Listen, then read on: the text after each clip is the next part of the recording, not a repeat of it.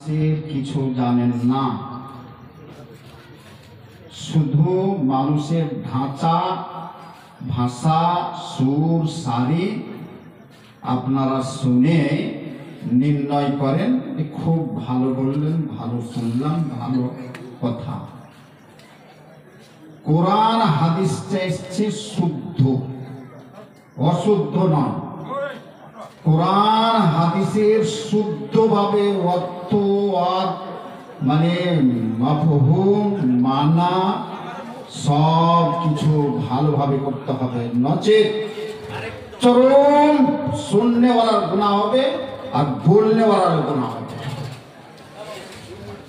বলনেওয়ালার গুনাহ হবে। মৌলানা আপনাকে অনুরোধ করে বলছি, মনে দুঃখ নেবেন না। আপনারা বক্তব্য ফিল্ডে আসছেন, 1 ঘন্টা 2 ঘন্টা বক্তব্য রাখছেন, তো 5 ঘন্টা একটা বক্তব্যকে আপনারা দেখছেন না। যেটা আয়াত পড়বেন ওর অর্থটা ঠিকভাবে করবেন না, ভুল ভাল অর্থ বলে চলে যাবেন। সাধারণ মানুষ ভাবছে যে ঠিকই বলে গেল। সূরা কোরাইশে যে আপনি আয়াতটি পড়লেন, বলেন যে একটা শব্দের আপনার অর্থ ঠিক হয়েছে? একটা অর্থ ঠিক হয়েছে? আপনি যে ঘটনাগুলো বললেন, বলেন তো কতটুকু শুদ্ধ আর অশুদ্ধ আপনি কি চিন্তা করেছেন?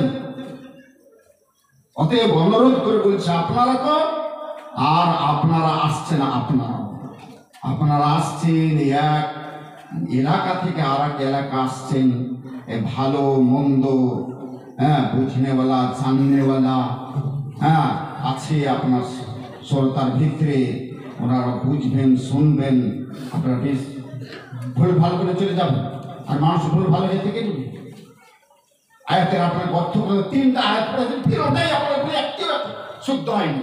কেন আপনাদের এরকম হবে? আর কেন আপনারা এই সমস্ত বক্তাকে আপনারা সিলেক্ট করেন? কেন মৌলানা নুরুদ্দিন সাহেব আপনাদের মানে বড় আলেমকে আপনাদের গ্রামে নাই যে আপনারা পরামর্শ নিচ্ছেন না? কাকে তাবলীগি দল সাথে নিয়ে আসতে হবে? বা মৌলানা কি বলে যে আপনাদেরই এই যে মৌলানা কি নুরুল ইমান সাহেব, এনাদের সঙ্গে আপনারা যোগাযোগ করছেন না? তাবলীগি দল সাথে কাকে নিয়ে আসতে হবে? জয়িতে আয়াত পড়েছেন, তো ভুল তো আছে তেলাওয়াতে, কিন্তু আপনার অর্থ একদম চরম ভুল করেছেন, যেগুলো ক্ষমার যোগ্য না, ক্ষমা করা যায় না। আর ওগুলো বসে বসে চূড়াটাও পাপ।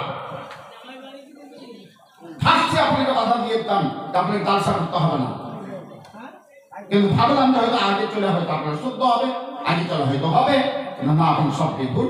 অনুরোধ করে বলছি, আপনি যে আয়াতগুলো পড়েছেন বা যে ঘটনাটা বলেছেন ওইগুলো ভালোভাবে দেখে নেবেন, নচেত জীবন আর এগুলো পড়বেন না, এগুলো পড়বেন না। যেটা শুদ্ধভাবে ভুল জানবেন আর বুঝবেন সেটাকে বলার চেষ্টা করবেন।